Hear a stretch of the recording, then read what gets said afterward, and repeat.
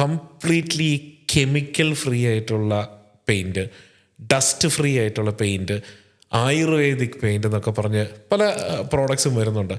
അപ്പം നമ്മളിങ്ങനെ ഇരുന്ന് ആലോചിച്ചു, നമുക്കറിയാൻ മേലാത്ത എന്തോ വലിയ സംഭവം അവിടെയൊക്കെ ഉണ്ട്, നമുക്കൊന്ന് അവരെയൊക്കെ ഒന്ന് കാണണം എന്ന് വിചാരിച്ചു. താങ്കൾ ഇങ്ങനെയുള്ള ക്ലെയിംസൊക്കെ കേട്ടിട്ടുണ്ടോ? എക്സ്പോസ്ഡ് ആണോ? കെമിക്കൽ ഫ്രീ പെയിൻ്റ് എന്നൊക്കെ പറഞ്ഞ് എന്താണ്? ലെഡ് ഫ്രീ എന്നൊക്കെ പറഞ്ഞ് ഞാൻ കേട്ടിട്ടുണ്ട്, അതെനിക്ക് മനസ്സിലാക്കാൻ സാധിക്കും. പക്ഷേ കെമിക്കൽ ഫ്രീ പെയിൻ്റ് എന്നും ഡസ്റ്റ് പ്രൂഫ് എന്നൊക്കെ പറയുന്നത് എന്താ സംഭവം? ഗുഡ് ക്വസ്റ്റ്യൻ, വളരെ നല്ല question Pavan. It's a joke, sorry to say. കാരണം കെമിക്കൽ ഫ്രീ ആയിട്ടൊരു പെയിൻറ് ഈ ലോകത്തില്ല. ഒരു പെയിൻറ്റും കെമിക്കൽ ഫ്രീ ആയിട്ട് ഉണ്ടാക്കാൻ പറ്റില്ല. ആകെ ഇവിടെ നമുക്ക് ചെയ്യാൻ പറ്റാവുന്ന കാര്യം വെച്ചാൽ ഹസാർഡസ് കെമിക്കൽസിൻ്റെ ഇത് മാറ്റി അതില്ലെങ്കിൽ അതിന് പറ്റിയ ഓൾട്ടർനേറ്റീവ് കണ്ടുപിടിച്ച് പെയിൻറ്റ് മാനുഫാക്ചർ ചെയ്യുക എന്നുള്ളൊരു കാര്യം മാത്രമേ നമുക്ക് ചെയ്യാൻ പറ്റുള്ളൂ. കെമിക്കൽസ് പെയിന്റുകളിലുണ്ടോ? എൻ്റെ പെയിൻറ്റിൽ ഇപ്പോൾ പാപ്പിലോൺ പെയിൻറ്റ്സിൻ്റെ പേരിൽ lead, mercury, cadmium, heavy metals ഒന്നുമില്ല. പക്ഷേ ജനറലി ഇപ്പോൾ ഹെവി മെറ്റൽസ് ഇപ്പോൾ റെസ്ട്രിക്ഷൻ ഉണ്ട്. ഇത്ര പാർട്സ് പെർ മില്യൺ മാത്രമേ ലെഡ് കണ്ടൻറ്റോ അതിൽ പാടുള്ളൂ എന്നുള്ള റെസ്ട്രിക്ഷൻ ഉണ്ട്. അങ്ങനെ വരുന്ന കേസുകളിൽ ആ ഡബ്ബകൾ അത് മെൻഷൻ ചെയ്യുന്നുണ്ട്. ലെഡ് ഫ്രീ എന്ന് പറയുന്നതോ? യെസ്, എൻ്റെ പ്രോഡക്റ്റ് കംപ്ലീറ്റ്ലി ലെഡ് ഫ്രീ പ്രോഡക്റ്റുകളാണ് നമ്മൾ ഇഷ്യൂ ചെയ്യുന്നത്. കാരണം നമ്മൾ എന്നും ശ്രദ്ധിക്കേണ്ടത് പരിസ്ഥിതിയും മനുഷ്യനും ഉണ്ടെങ്കിൽ മാത്രമേ ബാക്കിയുള്ള കാര്യങ്ങൾ നമുക്ക് ഉള്ളൂ. ഇതാണ് ഫസ്റ്റ് പ്രയോറിറ്റി.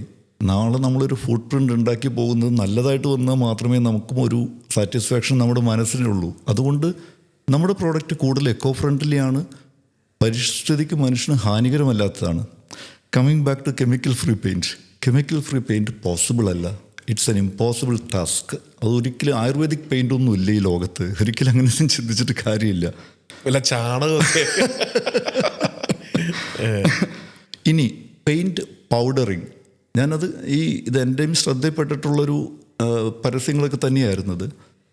പെയിൻറ്റ് പൗഡറിങ് എന്ന് വെച്ചാൽ പെയിൻറ്റ് പൗഡർ ആവാത്ത പെയിൻ്റ് ഇല്ല.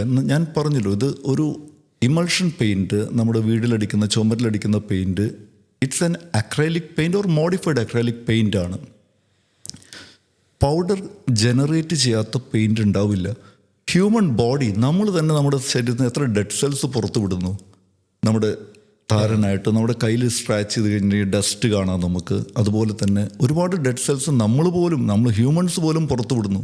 അപ്പോൾ ഈ ഒരു acrylic coating completely dust free എന്ന് പറഞ്ഞാൽ കഥയൊന്നുമില്ല.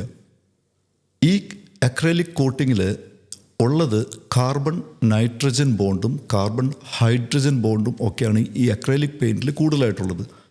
ശരിക്കും കെമിക്കൽ ബോണ്ടിങ് സ്ട്രെങ്ത് നോക്കുകയാണെങ്കിൽ കാർബൺ നൈട്രജൻ ബോണ്ടിൽ മേലെ ആയിരിക്കും carbon chlorine bond, carbon fluorine bond. Carbon fluorine bond ഓരോ കോട്ടിങ്ങിനും ഓരോ സ്ട്രെങ്ത് ഉണ്ട്, ബ്രേക്ക് ചെയ്യാവുന്നൊരു സ്ട്രെങ്ത് ഉണ്ട്.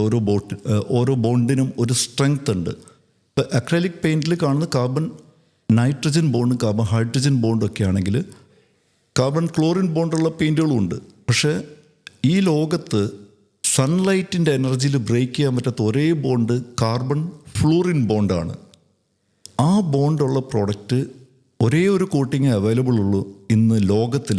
അത് പോളി വിനൈൽ ഡൈഫ്ലൂറൈഡ് കോട്ടിംഗ് ആണ്, PVDF എന്ന് പറയും. ഈ കോട്ടിംഗ് സൺലൈറ്റിൻ്റെ എനർജി കൊണ്ട് ബ്രേക്ക് ചെയ്യാൻ സാധിക്കില്ല. കാരണം അതിൽ കാർബൺ ഫ്ലൂറിൻ ബോണ്ടാണുള്ളത്. സൺലൈറ്റിന് അത്രയും എനർജി ഇല്ല ഈ ബോണ്ട് ബ്രേക്ക് ചെയ്യാൻ മാത്രമുള്ള എനർജി ഇല്ല. ഇത് നോർമൽ ഡെക്കറേറ്റീവ് പെയിന്റ്സിൽ വരുന്ന ഒരു സാധനം ഒരിക്കലും വരില്ല. ഈ കോട്ടിംഗ് വരുന്നത് നമ്മൾ ഹൈ റൈസ് ബിൽഡിങ്സിൽ നോക്കുകയാണെങ്കിൽ സ്പെഷ്യൽ കോട്ടിങ്സ് കാണും. കൈനാർ കോട്ടിംഗ്, ഹൈലാർ കോട്ടിംഗ്, PVDF കോട്ടിംഗ്. ഈ കോട്ടിങ്ങിലാണ് ഈ ബോണ്ട് ഉണ്ടാവുള്ളൂ. അത് 65, 20, 25, 30 ഫ്ലോർസ് ഉള്ള ബിൽഡിങ്ങിൽ ഒരിക്കൽ വൺസ് ഇൻസ്റ്റാൾഡ് ചെയ്ത് കഴിഞ്ഞാൽ അതെപ്പോഴും നമുക്ക് മെയിൻറ്റെയിൻ ചെയ്യാൻ പോകാൻ പറ്റില്ല. അങ്ങനെയുള്ള സ്ഥലങ്ങളിലാണ് ഈ കോട്ടിങ് നമ്മൾ യൂസ് ചെയ്യുക. അത് തെർമോസെറ്റിംഗ് ആണ്, ഓവൻ ബേക്ക്ഡ് കോട്ടിംഗ് ആണ്. അങ്ങനെ കാർബൺ ഫ്ലൂറിൻ ബോണ്ടുള്ള കോട്ടിങ് മാത്രമേ ഡസ്റ്റ് ഫോം ചെയ്യാത്തുള്ളൂ, ബ്രേക്ക് ആവാത്തതുള്ളൂ. സൺലൈറ്റ് വീണാൽ നാച്ചുറലി ബാക്കി എല്ലാ ബോണ്ടുകളും ബ്രേക്ക് ആവും എക്സെപ്റ്റ് കാർബൺ ഫ്ലൂറിൻ ബോണ്ട്. അത് PVDF കോട്ടിങ്ങിലേ ഉള്ളൂ. അത് ഈ ഹൈറൈസ് ബിൽഡിങ്സിൽ ഉപയോഗിക്കുന്ന അലുമിനിയം കോമ്പോസിറ്റ് പാനൽ തുടങ്ങിയിട്ടുള്ള സാധനങ്ങളിലാണ് ഇത്തരത്തിലുള്ള കോട്ടിങ് ഉണ്ടാവുള്ളൂ.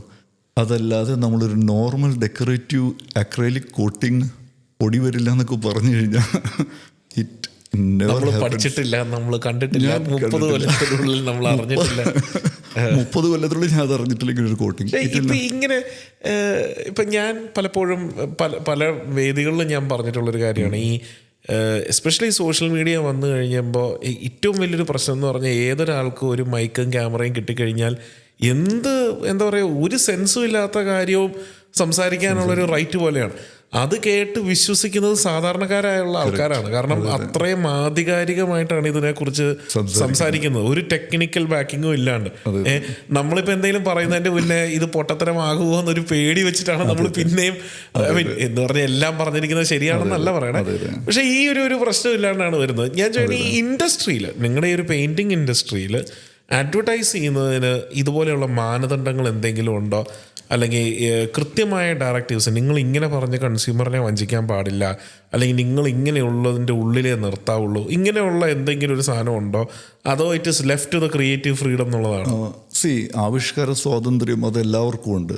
പിന്നെ ഒരു ഡിസ്ക്ലെയിമർ അടിയിൽ വെച്ചാൽ പോരെ. Naturally it covers everything.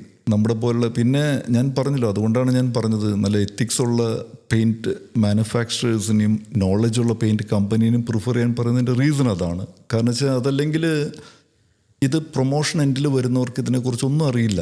അപ്പോൾ എങ്ങനെയെങ്കിലും ഈ പ്രോഡക്റ്റ് വിൽക്കണമെന്നായിരിക്കും ഒരു വ്ളോഗറുടെ ആയിക്കോട്ടെ, ഒരു മാർക്കറ്റിംഗ് ടീമിൻ്റെ ആയിക്കോട്ടെ ആഗ്രഹം. അപ്പോൾ അവരെന്തൊക്കെ പറഞ്ഞ് എങ്ങനെയൊക്കെ പറയാൻ പറ്റും അങ്ങനെയൊക്കെ പറയും ആളുകൾ. അതിൻ്റെയാണ് കുറേയൊക്കെ വരുന്നത്. പിന്നെ അത് കൺട്രോൾ ചെയ്യാൻ പറ്റുമെന്ന് വെച്ചിട്ടുണ്ടെങ്കിൽ ഒരുപാട് പ്രവണതകൾ മാർക്കറ്റിലുണ്ടല്ലോ. ആവിഷ്കാര സ്വാതന്ത്ര്യമുള്ള ഒരു രാജ്യമാണ് നമ്മുടെ. എല്ലാത്തിലും ഒരു ഡിസ്ക്ലെയിമർ വയ്ക്കും ആളുകൾ. അത് കഴിഞ്ഞാൽ പിന്നെ നമുക്ക് അതിൽ ലിമിറ്റേഷൻസ് ഉണ്ട്. അപ്പോൾ ഒരു ഡെമോക്രാറ്റിക് രാജ്യമല്ലേ നമ്മൾ. അതുപോലെ തന്നെ ഞാൻ കണ്ടിട്ടുണ്ട് ഈ വ്ളോഗേഴ്സ്, ആരാന്ന് ഞാൻ ഓർക്കുന്നില്ല, അവരിങ്ങനെ ഒരു ഡബ്ബ ഇങ്ങനെ എടുത്ത് പൊക്കിയിട്ട് അതിൻ്റെ ഒരു വെയിറ്റ് നോക്കിയിട്ട് വെയിറ്റ് കൂടുതലാണ്, അതുകൊണ്ട് ക്വാളിറ്റി ഓഫ് പെയിൻറ്റ് ബെറ്റർ ആണെന്നങ്ങ് സ്ഥാപിച്ചെടുക്കുന്നത്. ഇതിനെക്കുറിച്ച് എന്താ അഭിപ്രായം? അത് തെറ്റാണത്. ഒരിക്കലും വെയിറ്റ് കൂടുതലുള്ള പെയിൻറ്റ് നല്ല പെയിൻറ്റ് എന്ന് നമുക്ക് പറയാൻ പറ്റില്ല. പെയിൻറ്റിൻ്റെ മേജർ 5 ഇൻഗ്രീഡിയൻസ് എന്ന് പറയുകയാണെങ്കിൽ, ഒന്ന് binder, pigment, solvent, additives and extenders. ഇത് 5 കമ്പോണൻസാണ് പെയിൻറ്റിൽ മെയിനായിട്ട് വരുന്നത്. ഇതിൽ ഏറ്റവും എക്സ്പെൻസീവായിട്ട് വരുന്ന പാർട്ടാണ് ബൈൻഡറും പിഗ്മെൻറ്റും വരുന്നത്. പിന്നെ additives is a must, like anti fungal additive, അതുപോലെ ആൻറ്റി UV അഡിറ്റീവ്, ഇതെല്ലാം നമുക്ക് വേണം. അതും എക്സ്പെൻസീവാണ്. പിന്നെ സോൾവെൻ്റ് എന്ന് വെച്ചാൽ അതിൻ്റെ വിസ്കോസിറ്റി അഡ്ജസ്റ്റ്മെൻറ്റ്സിന് വേണ്ടിയിട്ട് വാട്ടർ ബേസ്ഡ് പെയിൻ്റ് ആണെങ്കിൽ വെള്ളം, സോൾവെൻറ്റ് ബേസ്ഡ് പെയിൻ്റ് ആണെങ്കിൽ സോൾവെൻറ്റ്. പിന്നെ വരുന്നതാണ് എക്സ്റ്റെൻഡർ. എക്സ്റ്റെൻഡറിനെ നമ്മൾ വിളിക്കാൻ നോർമലി ഫില്ലർ എന്ന് പറയാം പെയിൻറ്റിൽ. കാരണം ഈ ബോഡി ഫില്ല് ചെയ്ത് നിർത്താൻ വേണ്ടിയുള്ള സാധനമാണ് എക്സ്റ്റെൻഡർ. അത് ഏറ്റവും ചീപ്പാണ്, അത് ഹെവി കൂടിയാണ്. നാച്ചുറലി എക്സ്റ്റെൻഡർ ലോഡ് കൂടുമ്പോഴാണ് പെയിൻറ്റിൻ്റെ വെയിറ്റ് കൂടുന്നത്. ഈ എക്സ്റ്റെൻഡർ ലോഡ് കൂടുന്നത് കൊണ്ട് പെയിൻറ്റിൻ്റെ ഒരു ഗുണമില്ല, ഇറ്റ്സ് എ ഫില്ലർ. അതുകൊണ്ട് പെയിൻറ്റിനൊരു ഗുണമില്ല. പക്ഷേ അതിൻ്റെ ബോഡി ഫില്ല് ചെയ്യാൻ വേണ്ടി മാത്രമാണ് എക്സ്റ്റെൻഡർ ഉപയോഗിക്കുന്നത്. തന്നെയല്ല, ഈ എക്സ്റ്റെൻഡർ ലോഡ് കൂടിക്കഴിഞ്ഞ് കഴിഞ്ഞാൽ പെയിൻറ്റ് ചോക്കിംഗ് ടെൻഡൻസി കൂടും. അപ്പം നോർമൽ ലെവലിൽ, കാരണം നമ്മൾ ചേർക്കുന്ന ബൈൻഡറിൻ്റെ ഒരു oil of absorption content, critical pigment volume concentration, pigment binder ratio, ഇതെല്ലാം മാനേജ് ചെയ്ത് പോകുമ്പോൾ അതനുസരിച്ച് എക്സ്റ്റെൻഡർ ലോഡാണ് കൂടുന്നതെങ്കിൽ ഇതിൽ നാച്ചുറലി ഇതിൻ്റെ ചോക്കിംഗ് ടെൻഡൻസി കൂടും. ചോക്കിംഗ് മീൻസ് പൗഡർ ആവുന്ന ടെൻഡൻസി കൂടും. ശരിക്കും പറഞ്ഞാൽ വെയിറ്റ് കൂടിയത് കൊണ്ട് മോശം പെയിന്റ് അബ്സല്യൂട്ട്ലി വെയിറ്റ് കൂടുന്നത് മോശം പെയിന്റ് ആവുന്നു. ഇപ്പം എനിക്ക് താങ്കളുമായിട്ടുള്ള ഒരു കോൺവെർസേഷൻ ഇത് എനിക്ക് മനസ്സിലാവുന്നത് അതിലൊരു കാതലായ ഭാഗം എന്ന് പറഞ്ഞു കഴിഞ്ഞാൽ, പെയിന്റ് എന്ന് പറയുന്നത് എക്സ്ട്രീംലി ടെക്നിക്കലി സൊഫിസ്റ്റിക്കേറ്റഡ് ആയിട്ടുള്ള ഒരു പ്രോസസ്സോടുകൂടി ഉണ്ടായി വരുന്ന ഒരു സംഭവമാണ്. അതിൽ നമ്മൾ ഓരോ പ്രോഡക്റ്റിനും അതിൻ്റേതായ ഫോർമുലേഷൻസും ഇൻഗ്രീഡിയൻസും ഒത്തിരി നാളത്തെ റിസർച്ച് വഴി വന്നിരിക്കുന്ന ഒരു സംഭവമാണ്. ഇത് മിയർലി വളരെ സിമ്പിളായിട്ട് വന്നിട്ട് വെയിറ്റ് കൂടുന്നത് നല്ല പെയിൻ്റ് ആണെന്നോ അല്ലെങ്കിൽ വെയിറ്റ് ഇല്ലാത്തത് മോശം പെയിൻ്റ് ആണെന്നോ അങ്ങനെയുള്ളൊരു സിംപ്ലിഫിക്കേഷൻ അല്ലെങ്കിൽ ഓവർ സിംപ്ലിഫിക്കേഷൻ എന്ന് പറയുന്നത് ഒരു തെറ്റായ പ്രവണതയാണ്.